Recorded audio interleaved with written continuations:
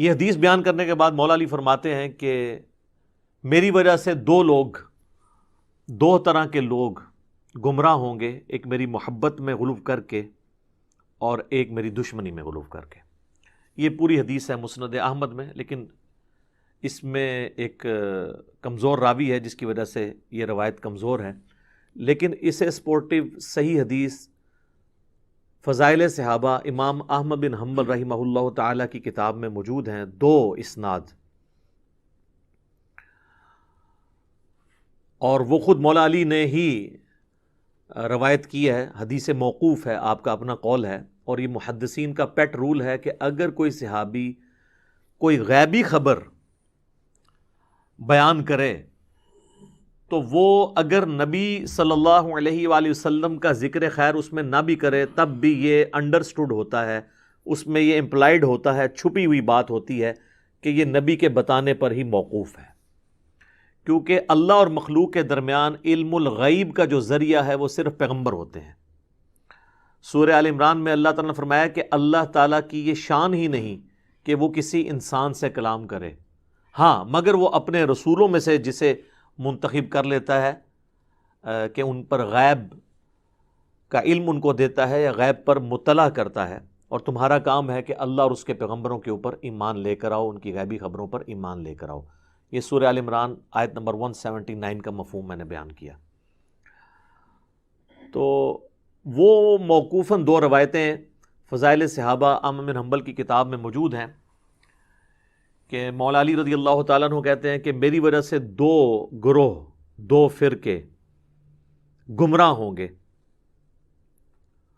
اور دوسری روایت میں آتا ہے میری وجہ سے 2 فرقے دوزخ میں چلے جائیں گے، ایک میری محبت میں غلو کر کے اور ایک میری دشمنی میں غلو کر کے۔ اللہم لا تجعلنا منہم، اللہ تعالیٰ ہمیں ان دونوں گروہوں سے بچائے۔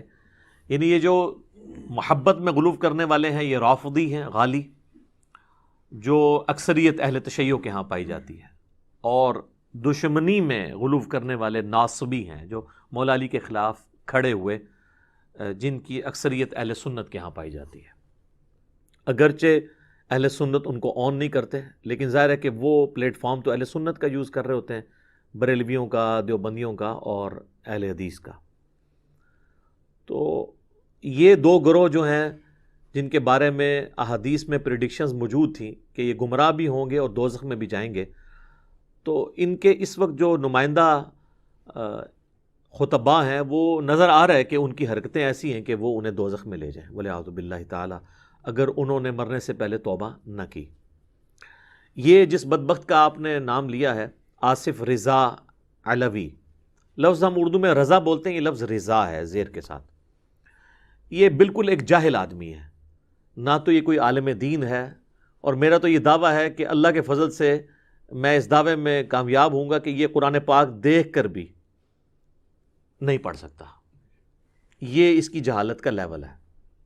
اور اس سے بڑی بات یہ اردو بھی ٹھیک طریقے سے نہیں پڑھ سکتا،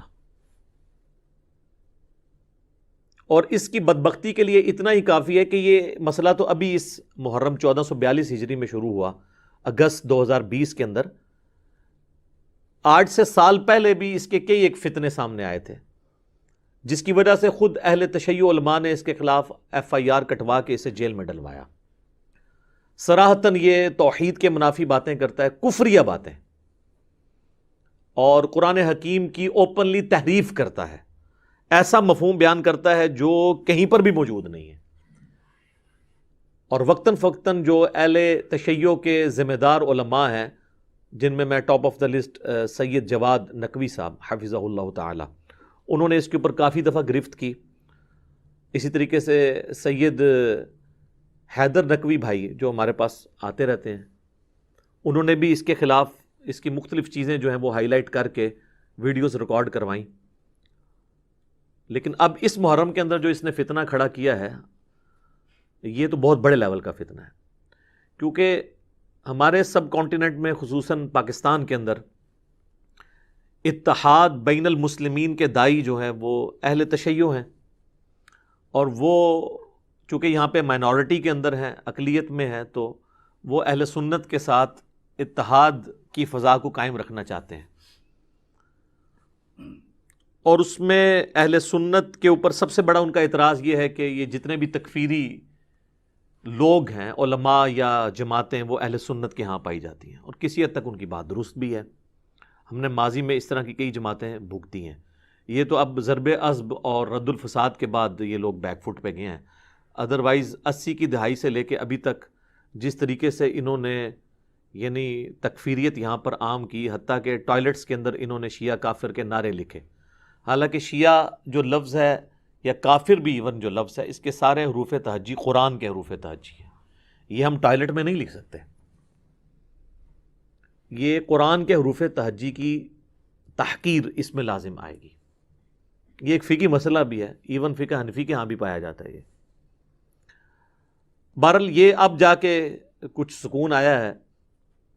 اور یہ لوگ بیک فٹ پہ گئے، تو اب یہی اگر تکفیری معاملات اہل تشیع کی جانب سے کھڑے ہوں گے، ان کے جاہل ذاکرین کی جانب سے، جن کا رونا اکثر ان کے علماء روتے رہتے ہیں، ان کے خلاف فتوے بھی دیتے رہتے ہیں، لیکن یہ تلخ حقیقت ہے کہ اس وقت جو اہل تشیع کا ممبر ہے وہ ذاکرین کے قبضے میں ہے۔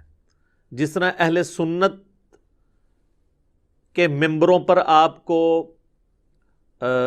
خطباء اور نعت خوان حضرات ڈومیننٹ نظر آتے ہیں، اس سے کئی گنا بڑھ کر اہل تشیع کے ممبروں پر آپ کو ذاکرین کا قبضہ نظر آئے گا۔ اہل سنت میں پھر بھی علماء کا پلڑا بھاری ہے، لیکن اہل تشیع میں پریکٹیکلی ذاکرین کا پلڑا بھاری ہے،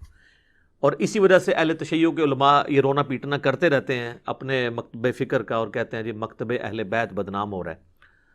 حالانکہ یہ ایک دن میں ایسا نہیں ہوا، اس کے پیچھے 70-80 سال کی جو ہے وہ ایک گمراہی کی داستان ہے، جس نے یہاں تک اب رنگ دکھایا ہے کہ اب اوپنلی ممبروں سے علی اللہ نعوذ باللہ، حسین جل جلالہ نعوذ باللہ، اس قسم کے الفاظ بھی سننے کو مل رہے ہیں جو صراحتاً کفری عقائد ہیں۔ اگرچہ اہل تشیع کے بڑے علماء اس کی مذمت کرتے ہیں، لیکن عوام الناس تو انہی لوگوں کو ممبروں پر جگہ دیتی ہے، اور اس میں ایک ذاکر جو ہے یہ بھی ہیں۔ تو اب اہل تشیع کے لیے لمحہ فکریہ ہے، جس طرح کچھ دن پہلے ڈاکٹر اشرف آصف جلالی نے سیدہ فاطمہ زہرا سلام اللہ علیہا کی شان میں گستاخانہ جملے بولے، اور اس نے کیسے پینترے بدلے۔ سب سے پہلے تو اس نے اپنی ویڈیو ڈیلیٹ کر دی جس میں اس نے یہ بات کی تھی کہ جب مانگ رہی تھی خطا پر تھی، اور کہا کہ ایسی کوئی ویڈیو کہاں ہے، لے کر آؤ۔ میں آپ کو بتاؤں یہ لوگ اپنے آپ کو دھوکہ دے رہے ہیں،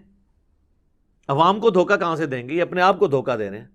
وہ کسی نے ویڈیو سنبھالی تھی، وہ اس نے چڑھا دی، پھر